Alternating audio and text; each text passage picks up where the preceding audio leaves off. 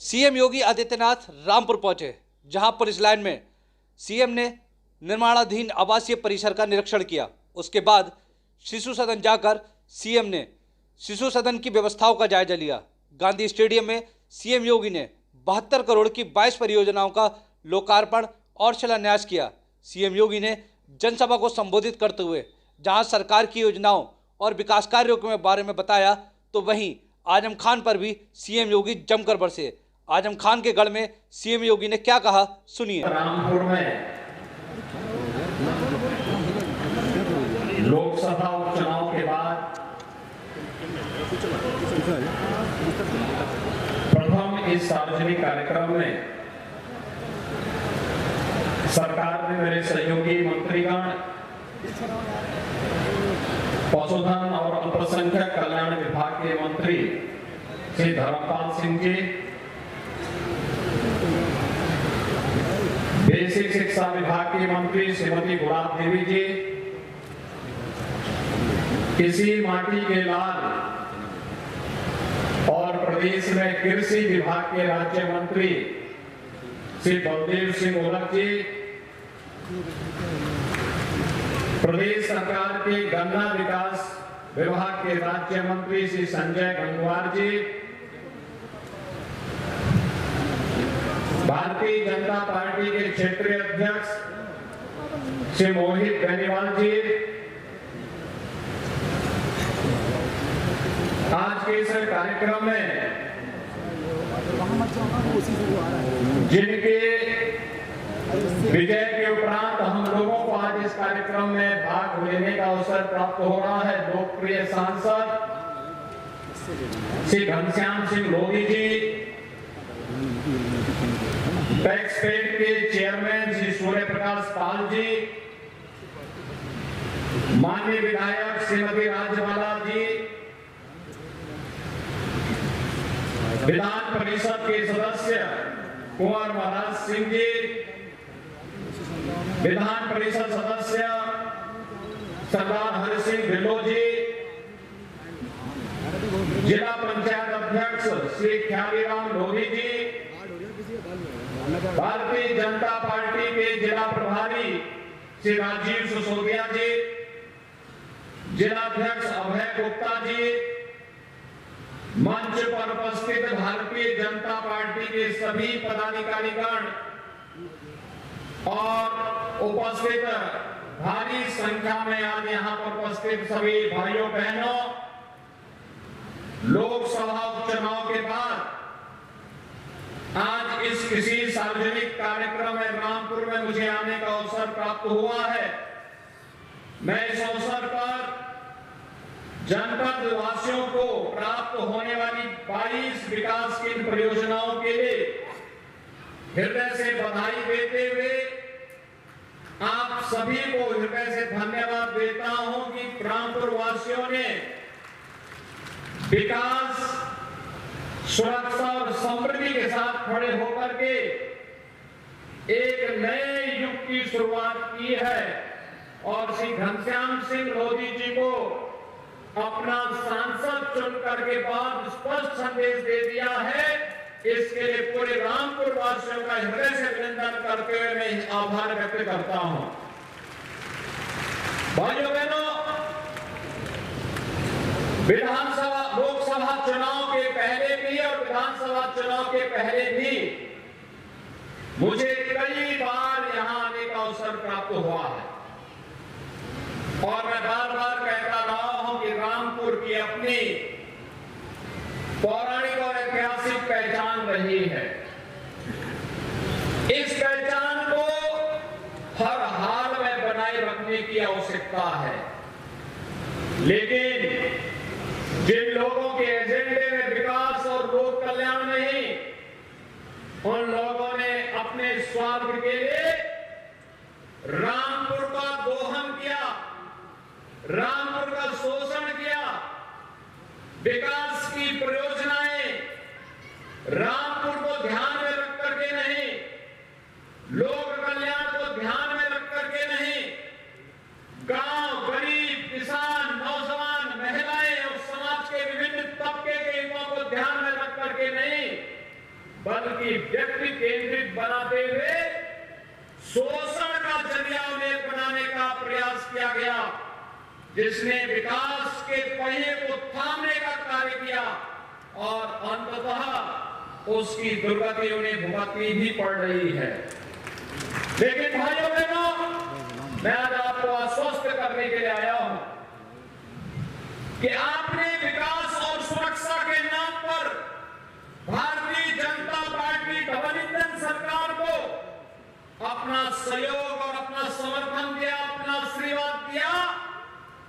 उस आशीर्वाद और सहयोग के लिए आपका आभार व्यक्त करते हुए आपको आश्वस्त करने के लिए मैं आया हूं कि हर हाल में विकास की योजनाएं अब रामपुर में बिना भेदभाव के आएंगी, इनको कोई रोक नहीं सकता है और उसके साथ अपने आप को जोड़ने के लिए आज मैं आपके पास आया हूं।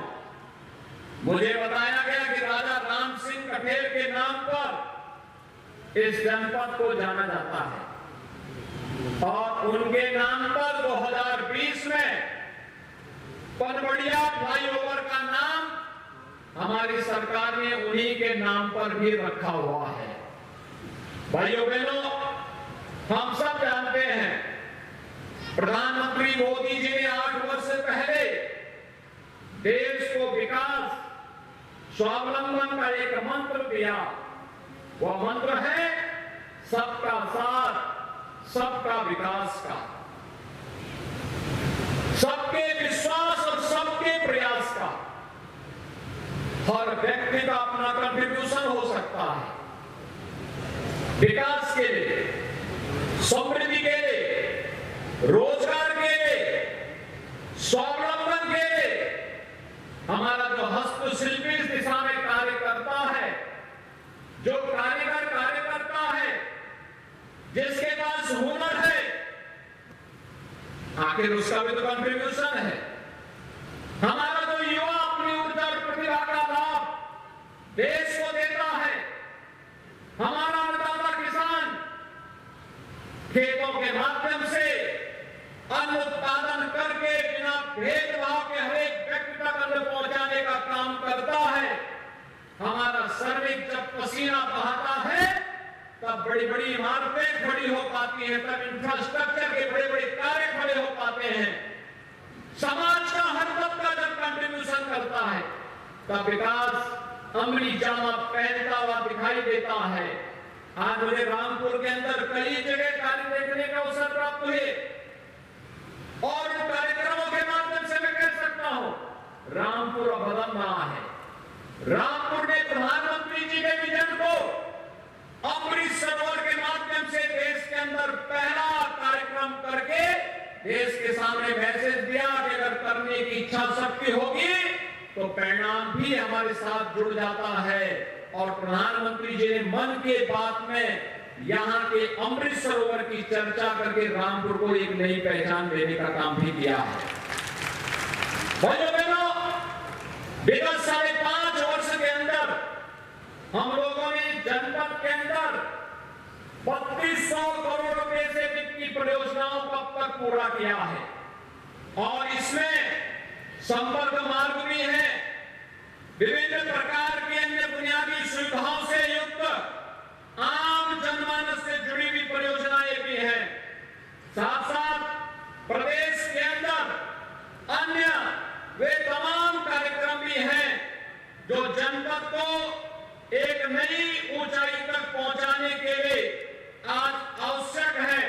और उसी तरफ में आज मैं आप सबको इन्हीं सब योजनाओं के साथ जोड़ने के लिए आपके बीच में यहां पर उपस्थित हुआ हूं।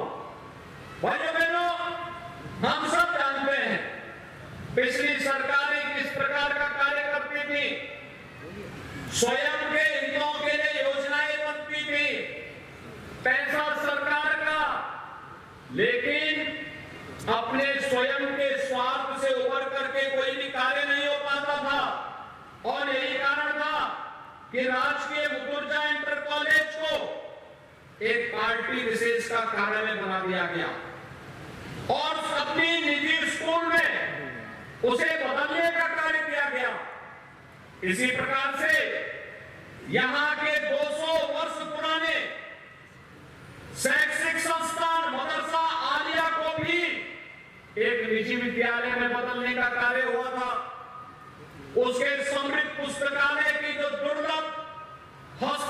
पुस्तकें थी, बिना किसी अनुमति के उन्हें जबरन कब्जा करने का प्रयास हुआ था।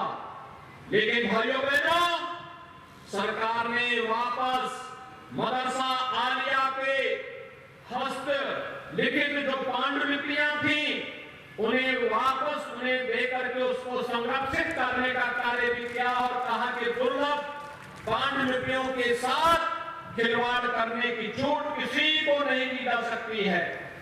इसी प्रकार से सिटी मानकेश्वर स्कूल कभी गेस्ट हाउस हुआ करता था और कहा जाता है कि राष्ट्रपिता महात्मा गांधी ने भी असहयोग आंदोलन के दौरान यहां पर रुक करके देश की आजादी को एक नई दिशा देने का कार्य किया था। लेकिन ऐतिहासिक महत्व के इस संस्थान को भी हड़पने का कार्य हुआ था।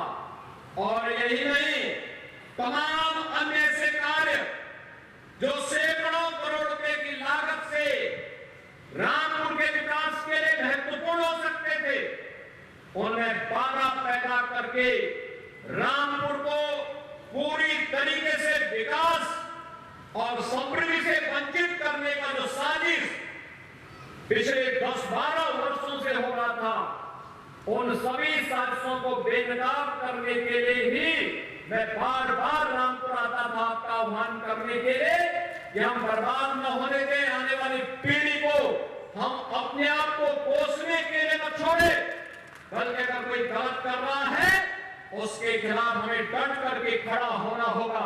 और मैं धन्यवाद दूंगा कि आपने इस लड़ाई में मजबूती के साथ आगे बढ़ करके कार्य किया। आज हम सब यहां पर विकास की प्रक्रियाओं के साथ इसे जोड़ने का कार्य कर रहे हैं। यहां पर औद्योगिक नीति से प्रभावित होकर के 65 करोड़ रुपए की लागत की 3 औद्योगिक इकाइयों की स्थापना, जिसमें लगभग 1200 लोगों को रोजगार प्राप्त हो रहा है। यह कार्य वर्तमान में भी आज जब सुरक्षा का बेहतर वातावरण बना, लोग निवेश करने के लिए उत्तर प्रदेश में आ रहे हैं। अगर यही माफिया और गुंडे, यही पेशेवर अपराधी सत्ता में होते तो कोई निवेश करने के लिए नहीं आता, क्योंकि वहां पे तो सुरक्षा का स्वयं लोगों के सामने एक संकट था। लेकिन आज सुरक्षा का संकट नहीं, निवेश अनुकूल वातावरण बनाने का परिणाम है कि रामपुर के 1200 लोगों को रोजगार उन औद्योगिक इकाइयों में प्राप्त हुआ है। ऐसे ही यहां पर तमाम अन्य परियोजनाओं को भी निवेश के लिए प्रोत्साहित करने के लिए सरकार ने अनेक प्रकार के उन्हें इंसेंटिव भी दिए हैं। उन कार्यक्रमों के साथ जोड़ने का कार्य भी हुआ है। विगत 8 माह में रामपुर में 20 नई औद्योगिक इकाइयां स्थापित हुई हैं। इन इकाइयों में 540 करोड़ रुपए का निवेश हुआ है और यहां पर 600 लोगों को प्रत्यक्ष और 4500 लोगों को अप्रत्यक्ष रूप से रोजगार की सुविधा भी यहां पर उपलब्ध हुई है। ऐसे अनेक योजनाओं को हम यहां पर लेकर के रामपुर को फिर से उसकी पहचान उपलब्ध कराने के कार्य के साथ जुड़ रहे हैं, जिसमें रामपुर का वायलिन, रामपुरी चाकू, जरदोजी, चटापटी, रामपुरी टोपी, पतंग सहित हस्तशिल्प उद्योग से जुड़े हुए तमाम ऐसे कार्यक्रम हैं जिसको हमने विश्वकर्मा श्रम सम्मान और एक जनपद एक उत्पाद योजना के साथ जोड़ा हुआ है। और इन कार्यक्रमों के साथ जोड़ करके ही आज हम सब अधिक से अधिक रोजगार उपलब्ध कराने के कार्यक्रम के साथ जुड़ रहे हैं। भाइयों बहनों, राज्य सरकार ने और डबल इंजन की सरकार ने कुछ चीजें तय की है। हम लोगों ने तय किया है कि उत्तर प्रदेश को दंगा मुक्त प्रदेश बनाना है। हर हाल में उत्तर प्रदेश दंगा मुक्त प्रदेश रहेगा। उत्तर प्रदेश में अपराध और अपराधियों के लिए, भ्रष्टाचार और भ्रष्टाचारियों के लिए कोई जगह नहीं होगी। इसमें हम पूरी सख्ती के साथ इन तत्वों को कानून के दायरे में लाकर के सजा दिलाने का कार्य करेंगे और इस दिशा में सरकार की कार्रवाई आगे बढ़ रही है। निवेश अनुकूल वातावरण बना करके अधिक से अधिक मात्रा में निवेश प्रोत्साहित करते हुए सरकारी नौकरी, रोजगार और स्वतः रोजगार को एक साथ बढ़ाते हुए अगले 5 वर्ष के अंदर जिन परिवारों ने अब तक कोई सरकारी नौकरी, रोजगार या स्वतः रोजगार प्राप्त नहीं किया है, हमारा प्रयास है कि अगले 5 वर्ष के अंदर उस परिवार के किसी एक व्यक्ति को रोजगार के साथ या स्वतः रोजगार के साथ जोड़ने का कार्य हम इसके साथ बृहद पैमाने पे करने जा रहे हैं और उन्हीं कार्यक्रमों को लेकर के आज सरकार आगे बढ़ी है। इसमें खासतौर पर तमाम मेरे सामने यहाँ के माननीय जनप्रतिनिधियों ने, बलदेव सिंह औलख जी ने, घनश्याम सिंह लोधी जी ने, राजपाला जी ने, कुंवर महाराज सिंह जी ने, इन सभी लोगों ने जो मांग मेरे सामने रखी उसमें खास तौर पर एक यहाँ पर बिलासपुर में इंडस्ट्रियल एस्टेट की स्थापना के कार्यक्रम को, इस कार्यक्रम को सरकार प्राथमिकता के आधार पर आगे बढ़ाने का कार्य करेगी। व्यापक पैमाने पे यहाँ पर रोजगार की संभावना को आगे बढ़ाने का कार्य होगा।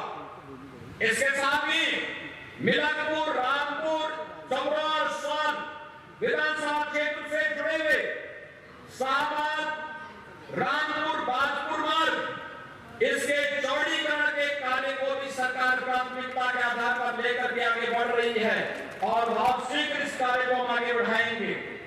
इसके साथ ही मिलकपुर के जो रामपुर की तहसील शाहबाद के अंतर्गत मदारपुर में जेतोली शाहबाद मार्ग पर सेतु निर्माण और उसके जो अन्य कार्य हैं, इन कार्यक्रमों को भी हम प्राथमिकता के आधार पर लेने जा रहे हैं। भाइयों बहनों, मिलक के ही तहसील मिलक के अंतर्गत मिलक पटवाई मार्ग के मध्य मंडी समिति के सामने भी रेलवे संपर्क फाटक की सैद्धांतिक सहमति हम दे चुके हैं और जैसे ही रेलवे से भी एनओसी प्राप्त होगी, हम इस कार्यक्रम को भी तेजी के साथ आगे बढ़ा करके रेलवे ओवरब्रिज के निर्माण के कार्यक्रम को भी आगे बढ़ाने का कार्य करेंगे। रामपुर सदर में, रामपुर में भैया नगरा के निकट कोसी नदी में भी सेतु निर्माण का प्रस्ताव यह भी मुझे माननीय जनप्रतिनिधियों ने उपलब्ध करवाया और साथ ही साथ औद्योगिक विकास के साथ ही रुद्रविलास चीनी मिल बिलासपुर के आधुनिकीकरण के कार्यक्रम को भी सरकार प्राथमिकता के आधार पर डीपीआर का पेश कर चुकी है और बहुत शीघ्र इस कार्यक्रम को भी हम प्राथमिकता के आधार पर लेंगे। मेरा आप सबसे आग्रह होगा, मैंने आज रामपुर के अनेक कार्यक्रमों के साथ मुझे जोड़ने का अवसर प्राप्त हुआ है और मैं यहाँ के जिला प्रशासन से भी कहूंगा, जनप्रतिनिधियों से भी कहूंगा, विभिन्न तबके से जुड़े हुए आप सभी यहाँ पर रामपुर के भाई और बहन भी उपस्थित हुए हैं। निवेश को हमें अधिक से अधिक प्रोत्साहित करना होगा। ये निवेश कृषि के क्षेत्र में हो सकता है, शिक्षा के क्षेत्र में हो सकता है, स्वास्थ्य के क्षेत्र में हो सकता है। मैंने अभी पीछे देखा, यहाँ पर मैं पहले से पहले जनप्रतिनिधि और पदाधिकारियों के साथ एक बैठक में था। मांग मेरे सामने हो रही थी कि डॉक्टर कम है। मैंने यहाँ पीछे भी देखा है, जिला प्रशासन ने एक प्रदर्शनी लगाई थी। एक हेल्थ एटीएम है, हेल्थ एटीएम में 100 प्रकार की जांचें एक एटीएम के माध्यम से हो सकती है और डॉक्टर देश या दुनिया की किसी भी कोने में बैठा होगा, वहीं से प्रेस्क्रिप्शन लिख करके और हेल्थ एटीएम से दवा आपको उपलब्ध करवा सकता है। यानी डॉक्टर की कमी को तकनीक के माध्यम से दूर करना मुश्किल से 7 से 4 लाख से लेकर के 8 लाख के बीच ये हेल्थ एटीएम बन सकता है। और हम लोगों ने हर जिला प्रशासन को कहा है कि अपने आप पहले पायलट प्रोजेक्ट के रूप में एक हेल्थ एटीएम लगाने की कार्रवाई करिए, स्थानीय स्तर पर लोगों को ट्रेन करिए और फिर उस हेल्थ एटीएम के माध्यम से मशीन ही डॉक्टर का काम करेगी, लोगों को बेहतरीन सुविधा उपलब्ध करवाएगी। इस कार्यक्रम को हम CSR के कार्यक्रम के साथ जोड़ करके प्राथमिकता के आधार पर आगे बढ़ाने का कार्य कर रहे हैं। मैंने भी यहाँ पर बच्चों के लिए, निराश्रित बच्चों के लिए किए जाने वाले कार्यक्रम को भी अपनी आंखों से देखा है। आपने देखा होगा, ये समाज की धरोहर है, हम सबकी जिम्मेदारी बनती है, हम सब भी इस कार्यक्रम के साथ जुड़े। और मेरा आप सबका आह्वान होगा कि अधिक से अधिक निवेश के लिए जनप्रतिनिधि और प्रशासन के साथ मिलकर के इन कार्यक्रमों को आगे बढ़ाना और विकास की इस प्रक्रिया के साथ जुड़ करके अधिक से अधिक मात्रा में रोजगार सृजन के कार्यक्रम को आगे बढ़ाने की कार्रवाई को हमें प्राथमिकता के आधार पर आगे बढ़ाना पड़ेगा, क्योंकि ये निवेश और रोजगार ही विकास की आधारशिला बनेगी।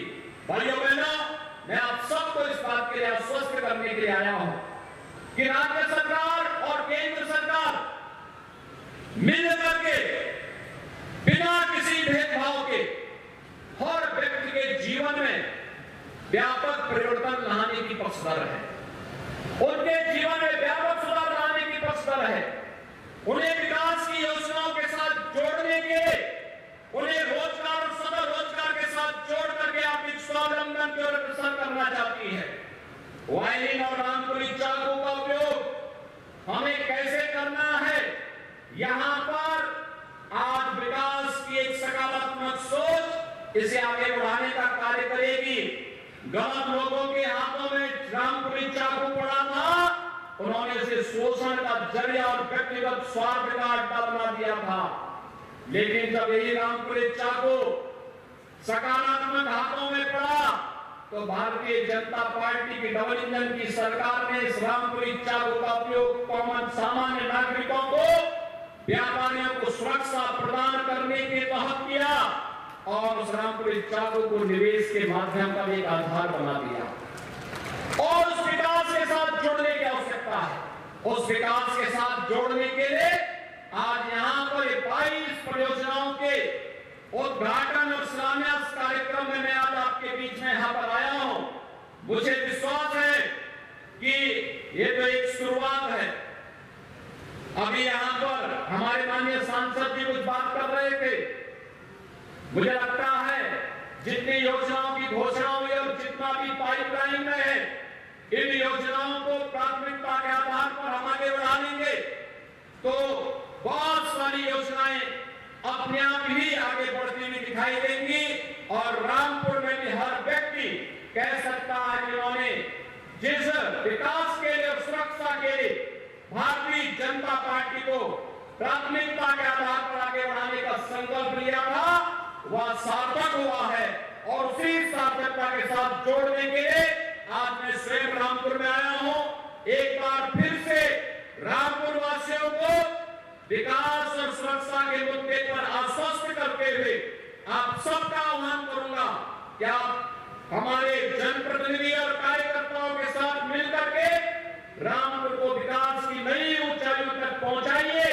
डबल इंजन की सरकार आपके साथ कदम से कदम मिला करके चलने का कार्य करेगी। इसी विश्वास के साथ आप सभी को मैं एक बार फिर से रामपुर में श्री घनश्याम सिंह लोधी जी को सांसद के रूप में चुनाव करने के लिए हृदय से धन्यवाद देता हूं, आपका आभार व्यक्त करता हूं और रामपुर के विकास के लिए प्राथमिकता के आधार पर सरकार कार्य करेगी, इस विश्वास के लिए आश्वस्त करते हुए अपनी वाणी को प्राण देता हूं। धन्यवाद। जय हिंद।